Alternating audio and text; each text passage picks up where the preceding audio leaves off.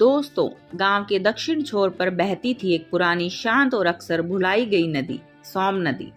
ना बहुत चौड़ी, ना बहुत गहरी, बस एक ऐसी नदी जिसके किनारे अब मेला नहीं लगता था और न नावें चला करती थी। लेकिन सुबह के वक्त जब गांव के लोग अपने अपने कामों के लिए निकलते तो एक चेहरा हर रोज उन्हें वहीं उसी जगह बैठा दिखता। एक बूढ़ा आदमी, धोती कुर्ता पहना हुआ, सर पर पगड़ी बंधी थी जो अब मैली पड़ चुकी थी। पैरों में चप्पल नहीं, आंखें धसी हुई, चेहरा बेमन और शरीर किसी पुरानी लकड़ी की तरह झुका हुआ। लोग उसे फकीर कहते थे। कुछ ने पागल समझ लिया था तो कुछ ने भूत। पर जो सबसे अजीब बात थी वो ये कि वो आदमी रोज सुबह ठीक 5:30 बजे वहां आकर बैठ जाता था और शाम को सूरज डूबने के बाद ही वहां से जाता। वो न किसी से बात करता, न कुछ मांगता, न बोलता, बस वहीं बैठता, नदी की उसी जगह को देखता रहता और कभी कभी अपनी दोनों हाथों से मिट्टी खोदने लगता। गांव वाले कहते, बाबा तो पगला गया है, 10 साल से इसी जगह बैठता है। कहते हैं इसका बेटा डूब गया था यहाँ, तब से पगला गया।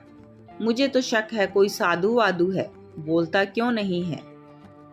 कुछ तो इस आदमी में, लेकिन हमें क्या, अपना काम करो। ये सब बातें लोग बोलते जाते थे और वो बूढ़ा चुपचाप अपना काम करता रहता। 9 साल का अर्नब, जो पास के स्कूल में पढ़ता था, हर दिन स्कूल जाते वक्त लौटते समय उस फकीर को देखता। शुरू में डरता था, पर एक दिन जब बारिश हो रही थी और अर्नब का छाता टूटा तो उसी बूढ़े ने अपनी फटी चादर का एक कोना उसकी ओर बढ़ा दिया। बिना कुछ बोले अर्नब वहीं खड़ा रहा। उसने चुपचाप बूढ़े को देखा। उसकी आंखें नम थी, लेकिन आवाज अब भी नहीं निकली। उस दिन के बाद अर्नब रोज एक रोटी और एक गुड़ की डली उसके लिए लाने लगा।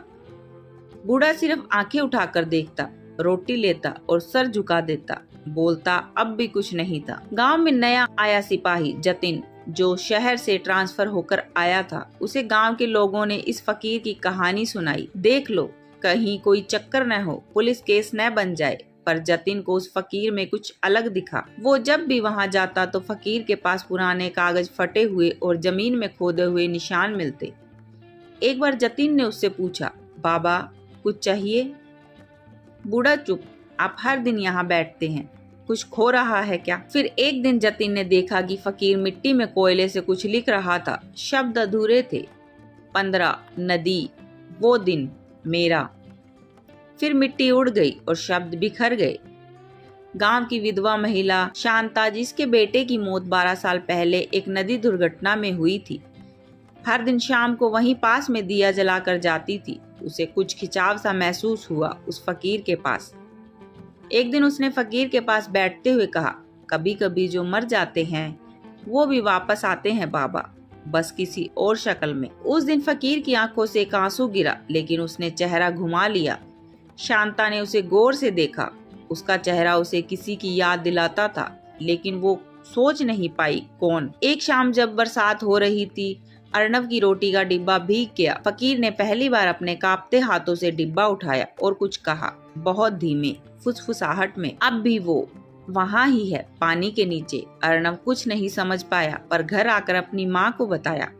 माँ चौंक गई। क्या कहा उसने? अर्नब बोला कि वो वहाँ ही है, पानी के नीचे। थाने में पुराने केस की अलमारी साफ हो रही थी। जतिन को वहाँ से एक पुराना केस फोल्डर मिला। 15 मार्च 2008, गुमशुदगी रिपोर्ट। नाम ईश्वरनाथ, उम्र 17, सोम नदी किनारा, स्थिति संदिग्ध डूबने की आशंका, स्थिति केस बंद, शरीर नहीं मिला। जतिन के चेहरे पर पसीना आ गया। उस केस फाइल में जो स्केच बना था उसमें वो जगह थी जहाँ फकीर रोज बैठता था और उस लड़के का नाम ईश्वरनाथ। उम्र आज के हिसाब से होती 32 साल। अब जतिन ने तय कर लिया था, कल सुबह मैं खुद उससे बात करूंगा, चाहे वो बोले या नहीं। और इधर फकीर ने पहली बार नदी के पानी में कुछ फेंका, कोई टूटी हुई चैन या पहचान का निशान, और कुछ कहा नहीं, बस चुपचाप नदी की ओर देखता रहा, जैसे वहां कोई था, कोई जो अब भी इंतजार कर रहा था। अगले दिन सुबह बारिश थमी थी। नदी का पानी थोड़ा बढ़ा हुआ था, लेकिन वो बूढ़ा फकीर वहीं फिर बैठा था। नजरें फिर उसी जगह पर जहां नदी का पानी धीरे धीरे बहता था।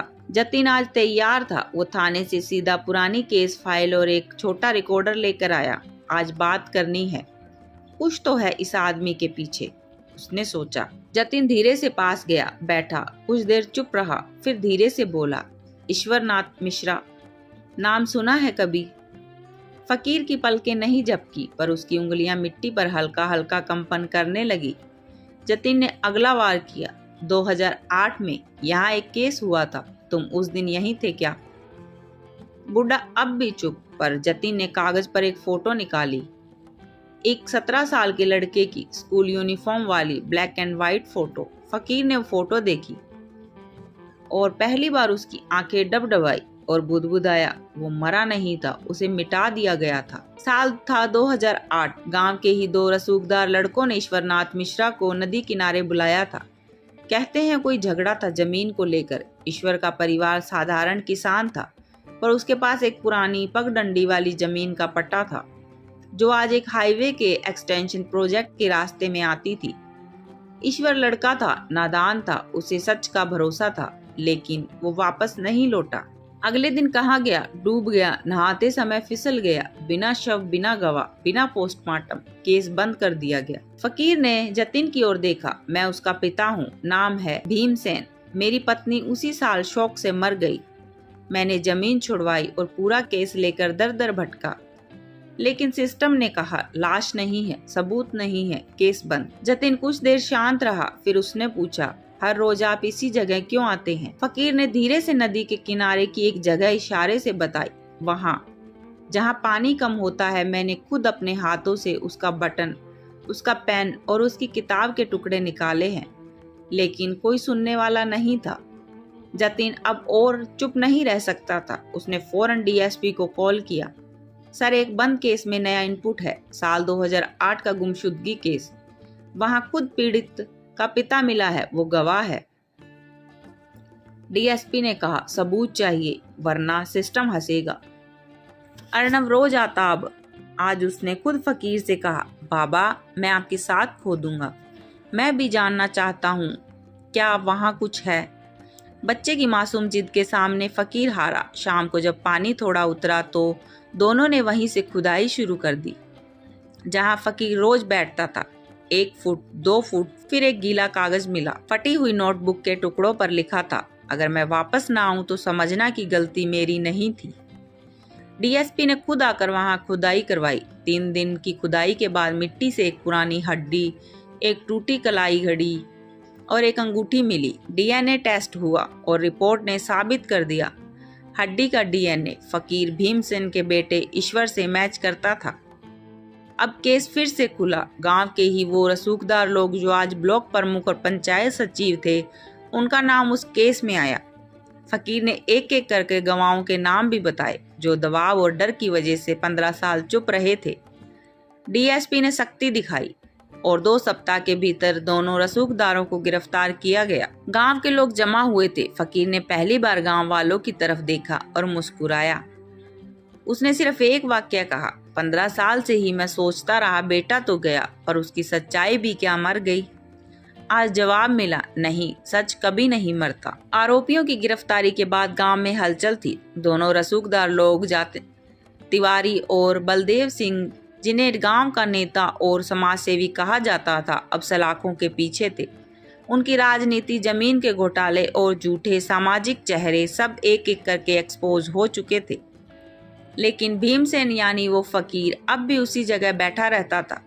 जतिन ने उससे पूछा, बाबा अब तो केस फिर से खुल गया है, इंसाफ भी मिल गया, अब आप घर क्यों नहीं लौटते? फकीर ने धीरे से सिर झुकाया, मेरा घर अब यहीं है और अभी सब पूरा नहीं हुआ है। फकीर अब बहुत कमजोर हो चला था। एक शाम उसने अर्णव को पास बुलाया, कपड़े में लिपटी एक चिट्ठी दी और कहा, जब मैं न रहूं ये चिट्ठी डीएसपी साहब को देना, और वो चैन जो नदी में फेंकी थी वो वहीं है, वो उनका सबसे बड़ा सबूत है। अर्णव की आंखों में आंसू थे। आप कहाँ जा रहे हो बाबा? फकीर मुस्कुराया, जहाँ मेरा बेटा गया था अब मुझे भी वहां जाना है, लेकिन इस बार सच्चाई के साथ। डीएसपी को जो चिट्ठी मिली उसमें एक तीसरा नाम था, डॉक्टर विमल वर्मा, पोस्टमार्टम अधिकारी। जिसने झूठी रिपोर्ट बनाकर कहा बिना शव कोई मौत नहीं हुई। उसने पैसे लिए थे, मुझे खुद बताया था, लेकिन रिकॉर्डिंग मेरे पास नहीं थी। जतिन ने कहा, सर अगर ये तीसरा गवाह टूट गया तो केस और मजबूत हो जाएगा। डीएसपी ने तुरंत डॉक्टर को तलब की। डॉक्टर वर्मा ने पहले तो मुकरने की कोशिश की, पर जब उसे बताया गया कि उसका नाम एक मरते हुए बाप की चिट्ठी में आया है तो वो हिल गया। मैं डर गया था। मुझे कहा गया था अगर तू बोलेगा तो तू भी नदी में ही मिलेगा। मैंने झूठी रिपोर्ट बनाई थी, लेकिन अब सच्चाई बताने को तैयार हूँ। 12 साल पुराने केस को अब स्पेशल कोर्ट में खोला गया। सब ने अपने अपने बयान दिए। फकीर खुद नहीं आया, उसकी हालत अब और बिगड़ रही थी और उसकी ओर से डीएसपी ने चिट्ठी, रिकॉर्डिंग और खोदी गई जगह से मिले सबूत को कोर्ट में सौंपे। जज ने कहा, सिर्फ इंसाफ नहीं, ये केस बताता है कि एक बाप का प्यार सिस्टम की नींव को भी हिला सकता है। सजा वाले दिन ही सुबह 5:30 बजे जतिन अर्नब को लेकर नदी किनारे पहुंचा। वही जगह जहां भीमसेन रोज बैठा करता था, आज वहां कोई नहीं था। बस एक चादर पड़ी थी और एक छोटा दिया जल रहा था। भीमसेन मिश्रा अब नहीं रहा। अर्नब धीरे से बैठ गया उसी जगह। उसने वो मिट्टी छुई जहां बाबा रोज खोदा करते थे और उसने धीरे से कहा, अब बाबा, अब आप चैन से सो जाइए। आपका बेटा अब अकेला नहीं है और आप भी नहीं। दोस्तों, कहानी अच्छी लगी हो तो वीडियो को लाइक करें, कमेंट करें और चैनल को सब्सक्राइब जरूर करें। धन्यवाद।